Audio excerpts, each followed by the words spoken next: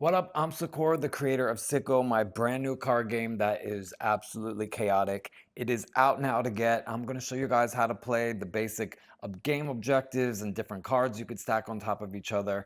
And I'll try to make it as simple as possible. It's easy to learn. It's impossible to predict who's going to win. This game is absolutely crazy. When I say chaotic, I mean chaotic. So the rules of Sicko are pretty simple and straightforward. Deal 7 cards to every single player in the game. To start the game, whoever's birthday is up next is the person who goes first. And then whoever wins that game is the person who goes first next. Remember, on your turn, play a card that matches the color, number, or action card symbol on the top of the discard pile. If it's your turn and you can't play anything, you only need to draw one time. And if you can play that card, you can play it. But clearly I can't play that one. So then your turn is over. If you draw and you see you can play it, boom, drop that. But pay attention, because if you had another 7, you would be able to put that 7 on top of there.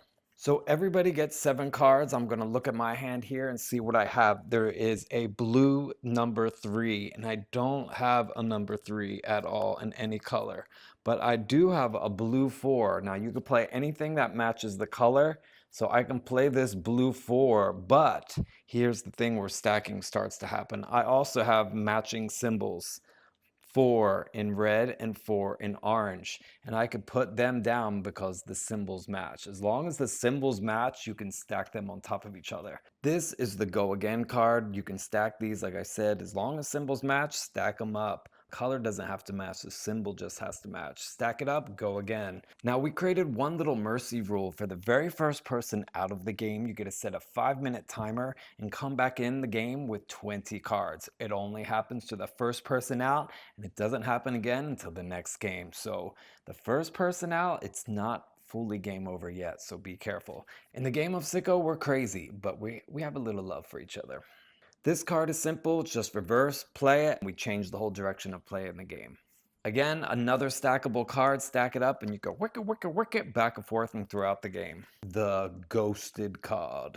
This is powerful. If cards are stacking up like 2, 4, 6, 10, and it's like you have to draw that many cards and you have this in your hand, play it. You're gone, you're ghosted like a crazy ex, and the person next to you has to end up drawing everything. You get to pretty much back away and avoid any situation that happens. We also have the copy card. The copy card is great. If someone gave you a draw 10 or a draw 2 or ghosted any card, this will duplicate whatever is on top. So if I played the ghosted card here and that player would have had to draw all that, they could hit the copy and they're also ghosted. So now this player has to draw. So this is really powerful. Like I said, if someone gives you like a draw 10 and you put this down, now it's a draw 20. Let's talk about draw cards. Now, this is pretty much the heart and soul of Sicko. It is the madness that is all part of the game. So what you can do here is if someone plays a draw card, you have to either play equal or higher values. So you can't put a 4 on top of a 6. Doesn't make sense. It has to be equal or higher values. So if someone plays a 2, I have a 4, I can do a 4, so now it's draw 6 to that person. But if that person puts a reverse draw 4, now that's 6 plus 4 is 10, and now it's 10 back to me.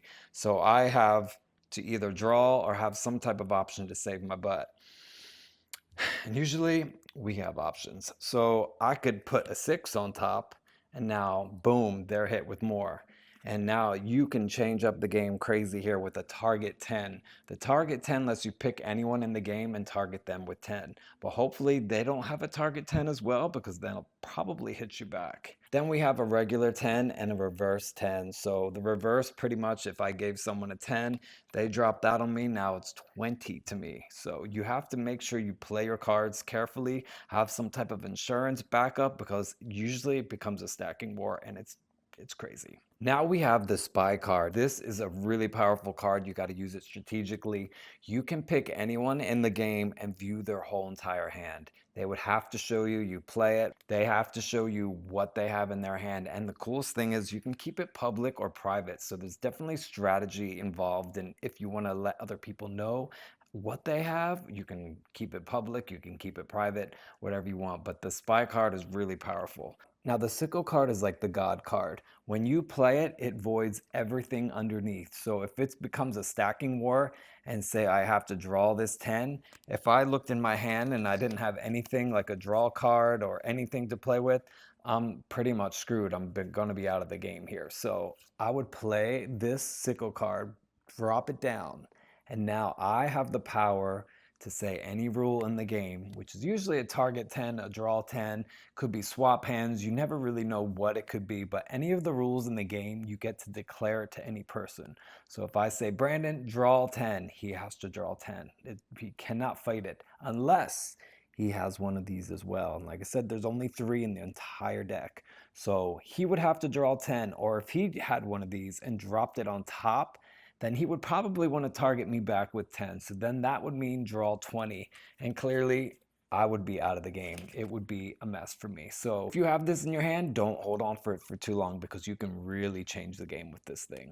So once you target someone with the sickle card, the next player after that person targeted is the person who plays next. Now we've got the freeze 'em card. This is really great. You get to target someone and basically freeze their turn for the round. They can't play. They're not affected by any draw cards.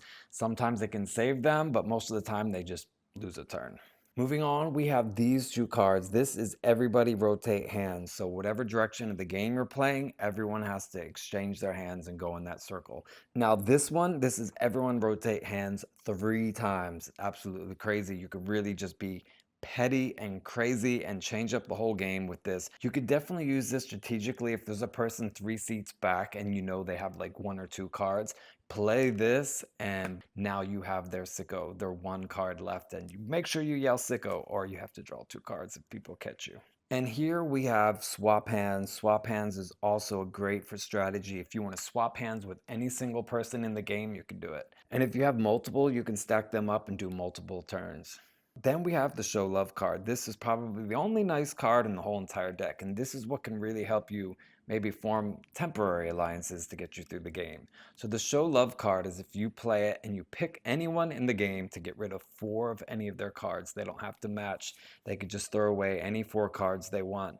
And whatever card is on top is the active color. It doesn't have any power. There's no effect to it. It's just the active color. And then you move on from there. But the Show Love card is really great because if someone has a ton of cards and you just want to show love, you can do it.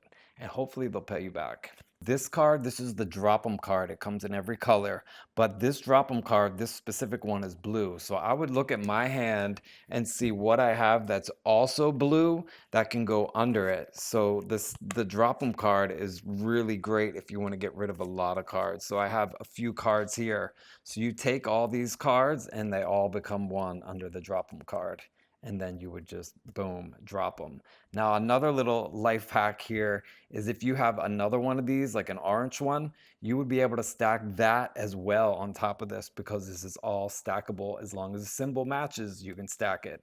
So you can get rid of a ton of cards. Now, this is the skip card, plain and simple. You can also stack these. Remember, you can stack anything with matching symbols. This is the forced draw. Nobody likes this, but this does have some hidden benefits to it. When someone plays this on you, you can't do anything other than use a ghosted or a sicko on it. Otherwise, you're stuck. So what you have to do is basically call out a color that you want to see right here or here in any of the decks, and you have to draw and show every single person in the game what you're drawing until you get that color. I'm going to use this one. I'm going to say, I want blue. No, you have to show everybody the cards you get, and you have to keep drawing until you get blue.